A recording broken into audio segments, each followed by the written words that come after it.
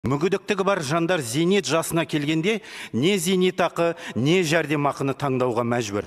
Еңбек өтілі 1998 жылдан бастап жұмыс істеген мүгедектігі азаматтарға зейнетке шыққанда тек зейнетақы қорында жиналған қаражат қана бөлініп берілетін болады. Ол дегеніміз, қорға қаражат аудармайтын мүгедек жан ештеңесіз қалады деген сөз. Иә, сіздер мүгедек өздігінен ерікті түрде қаражат аудару керек деп айтасыздар. Бірақ 95 мың теңге жәрдемақы алатын мүгедек несін аударады? Демек, мүгедек зейнетақысыз қалады деген сөз. Сонда қалай? Зейнетке шыққан мүгедек қайтадан қартайған шағында құлан таза сауығып кете ме сіздердің ойларыңызша?